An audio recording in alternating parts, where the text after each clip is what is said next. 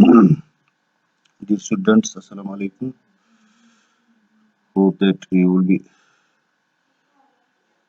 busy in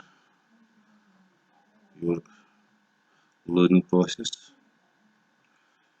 and we are trying our best to impart the best of our knowledge to you people. So, as you know that this is for class 11th, and we are discussing vectors kinematics and the vectors of kinematics. And in the last lecture, we discussed in detail the dot product of two vectors, and today we will discuss the cross product of two vectors. Let me recapitulate.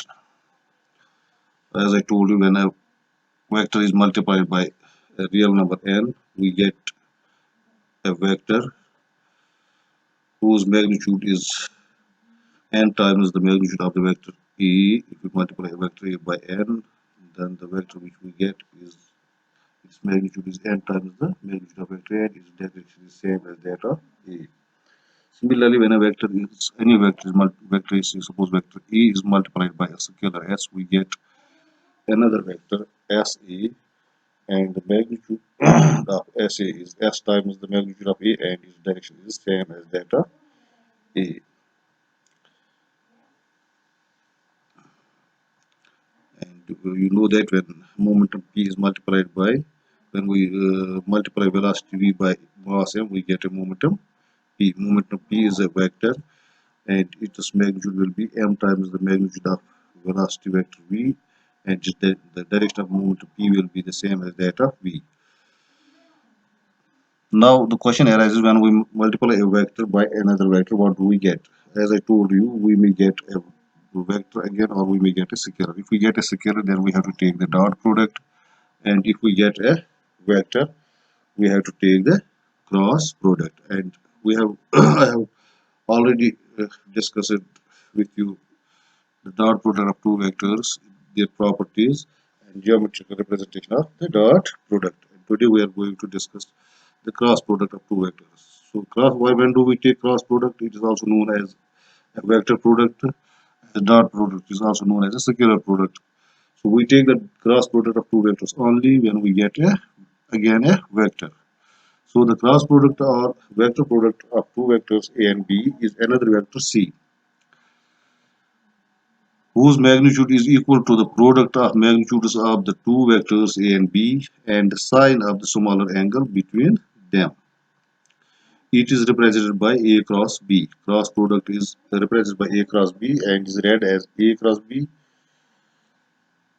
So A cross B will be equal to another vector C, and when we represent in the unit vector, then A cross B will be equal to C, or it will be equal to C unit vector, or it will be equal to AB sine theta, where AB sine theta is the magnitude of A cross B, or the magnitude of C. So C cap is a unit vector in the direction of C. Now, as we get another vector C, so the C will have magnitude as well as direction, and C's magnitude is AB sine theta. Remember this thing, but the C's direction is given by right hand screw rule or right hand thumb rule. Now let us first take what is right hand screw rule. If a right hand screw you might have seen, it is just like a nail. So we use it in hinges or in other things in our homes. If we have to fix hinges or handles of the doors, you might have seen this screw. So also you know about the screwdriver, which drives the screw into something. So screwdriver is available at your home. Screw is also available in your home. So you might have seen screw. I think there is no problem with that. So what is right hand screw rule? you have to take the screw in your right hand. And if a right-handed screw, when you pick up a screw and keep it in your right hand, then we call it a right-handed screw rule. Place it with its axis perpendicular to the plane containing the two vectors. Is rotated from A to B, as you can see from the figure. Is rotated from A to B means in anti-clockwise direction. In anti-clockwise direction through a smaller angle theta, where theta is the angle between A and B, smaller angle theta. Then the sense of advance of the tip of the screw gives the direction of C or C cap or A cross B. So what do you expect if we take a screw in our right hand and we have two vectors which lie in the plane of the paper. The two vectors lie in the plane of the paper. You can see yourself. This is the direction of vector C. Remember this thing. This is the direction of vector C. But it is not in the plane of the paper, but it is perpendicular to the plane of the paper. Remember this thing. Just like a pen, if you keep a pen vertically on the plane of your paper, then its direction will be in that. So it will just become the corner of your room. If x-axis A is in the direction of x-axis, B is in the direction of y-axis, then C will be in the direction of z-axis. Go to the corner of your room, place these three vectors A, B, and C there. Then if A is represented by x-axis, B is represented by y-axis, then C will be represented by z-axis. So here it is the direction of C. It is not in the plane of the paper, but it is perpendicular to the plane of the paper. Now, if you rotate this vector from A to B, you will see that the screw will come upwards. And if you rotate it in clockwise direction from B to A, the screw will go downwards. That time C will be downwards. If you rotate the two vectors A and B from B to A, that is in the clockwise direction, then C will be just like this. This will be the direction of C. Remember this thing. It will be downwards into the plane of the page. So this was right hand screw rule. What you have to do, you have to pick a screw and put it in your right hand, then rotate the screw just from A to B. Then you will see that the screw will come upwards. So the upward direction is vector C. And if you rotate clockwise, then the screw will go downwards. That gives the direction of C. Now there is another rule for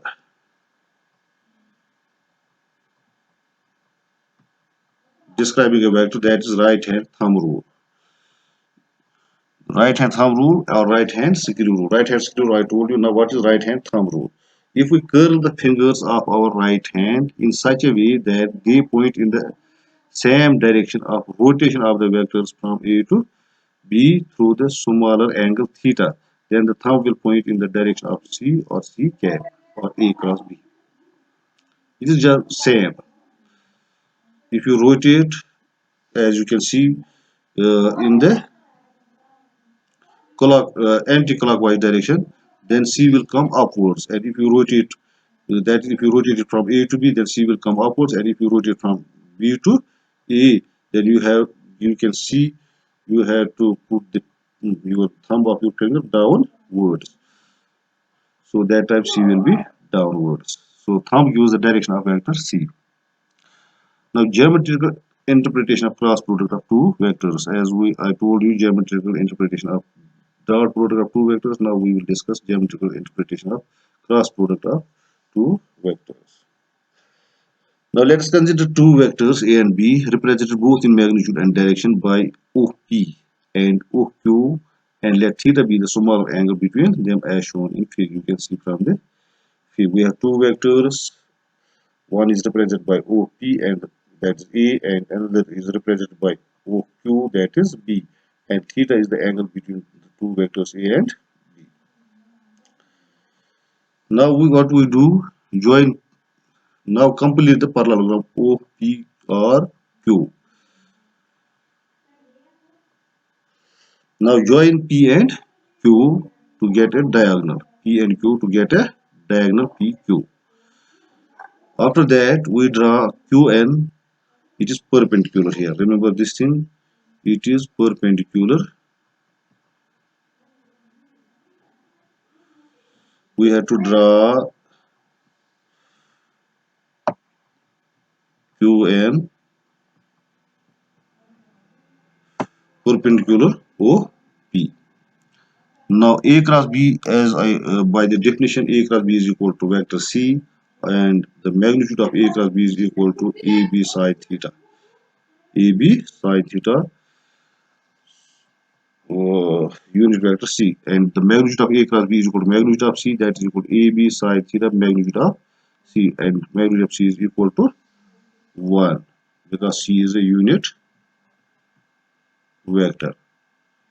So A cross B will be equal to AB sine theta, and A you can see there by yourself. A is equal to OP D sine theta. Now from triangle OQN, sine theta is equal to perpendicular by hypotenuse, that is QN by OQ, that is equal to QN by B, which implies B sine theta will be equal to QN. So A cross B is equal to OP into B sine theta, then A cross B becomes equal to OP into QN because we have derived Q B sine theta is equal to QN.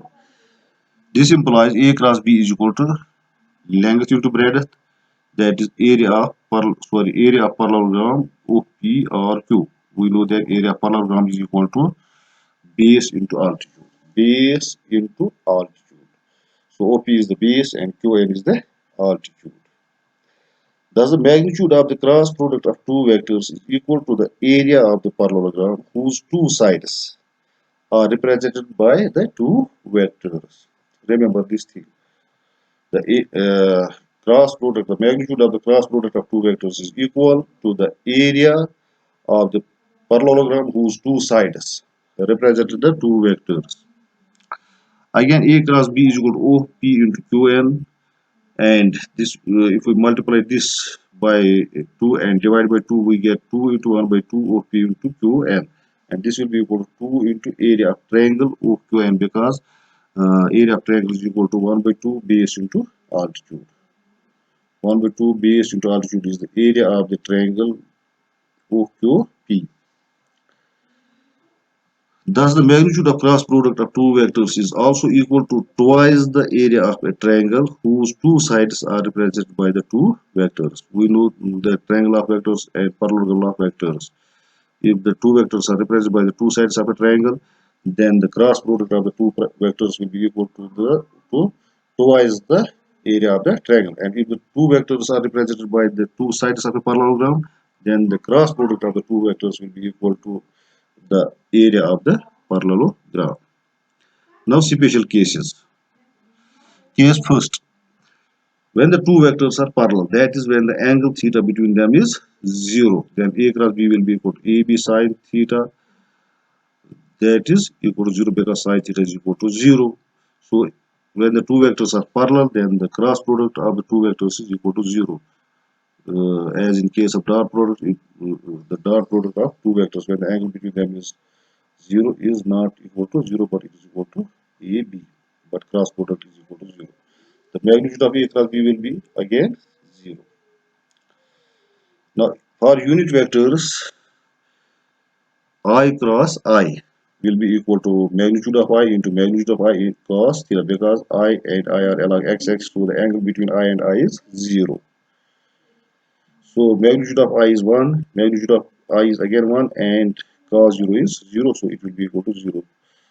So the cross product of I and I, that is I cross I, is equal to 0. Similarly, J cross J is equal to 0, K cross K is equal to 0. Remember this thing. But I cross J, you can see when two vectors are anti-parallel, that is when the angle theta between them is 180.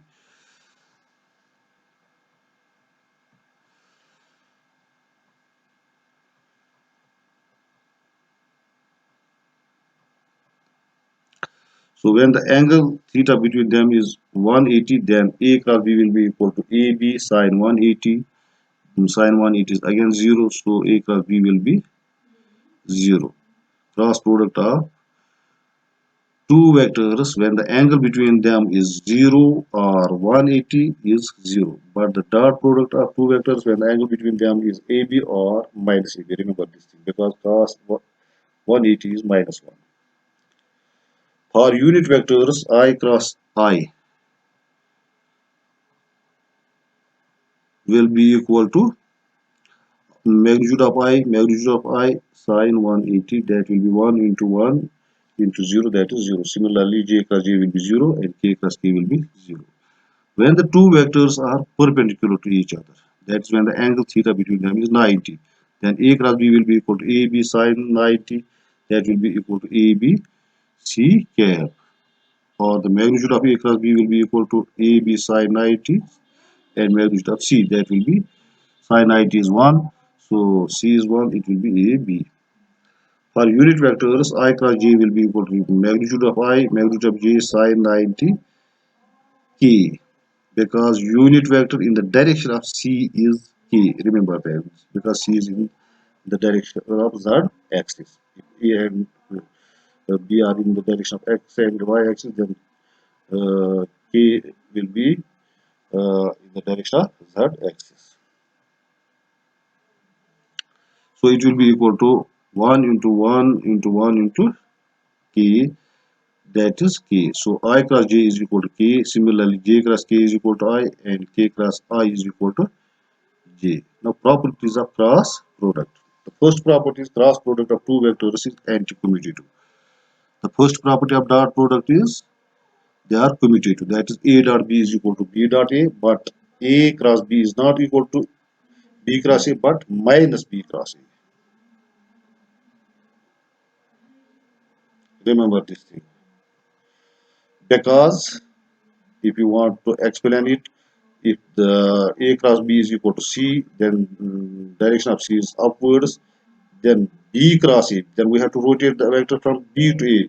Then the direction of C will be downwards. So C, if C is upwards, if we take it positive, then B cross A will be minus C, that will be downwards. That's why A cross B is equal to minus B cross A. It is only because of the direction. In first case A cross B, the direction is upwards, then in case of B cross A, direction will be downwards.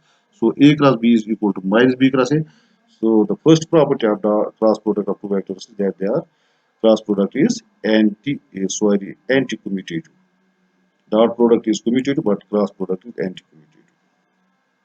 So we can prove it. We know that A cross B is equal to C is equal to AB sine theta C cap, where C is a unit vector perpendicular to the plane of the paper and directed outwards or in the direction of C.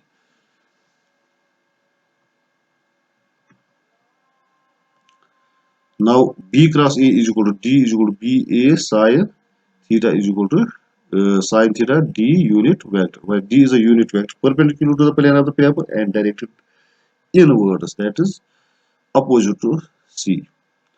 Since the direction of since the first I will tell you the magnitude of C unit vector C and unit vector D is equal to 1 because the magnitude of every unit vector is always equal to 1. So magnitude of C will be 1, magnitude of D will be 1, but so the magnitude of two vectors C and D are same, but the direction of C and D is opposite. So unit vector C is equal to minus unit vector D.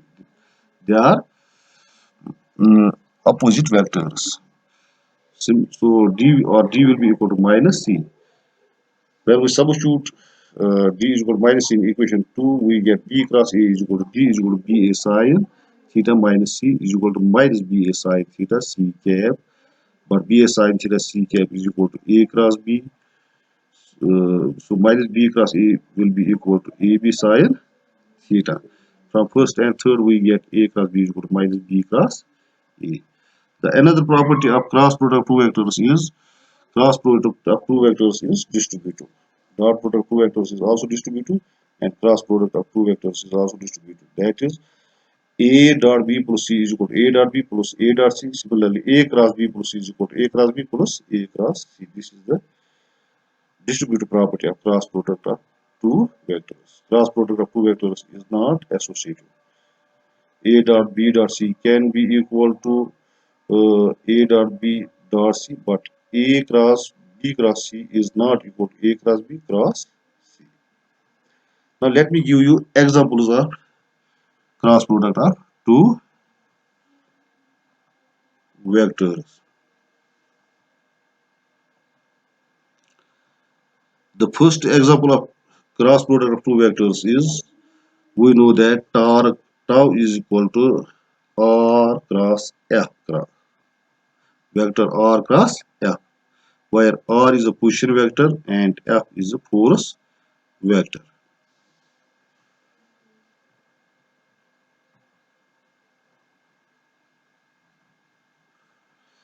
So you can see here examples of cross product. First example is tau is equal to R cross F, where R is position vector and F is force vector. Then another example is angular momentum. L is equal to R cross P, where P is linear momentum and R is position vector again.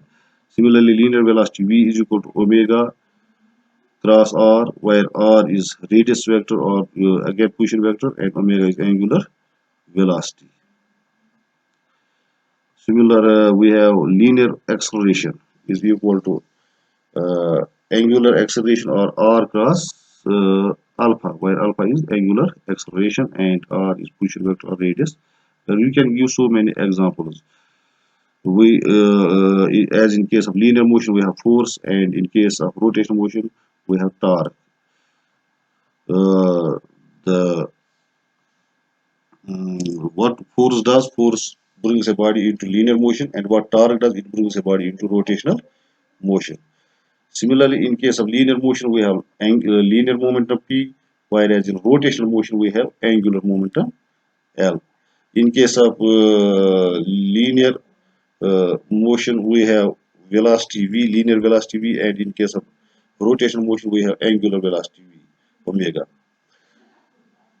And in case of linear motion we have linear acceleration E, and in case of rotational motion we have angular acceleration alpha.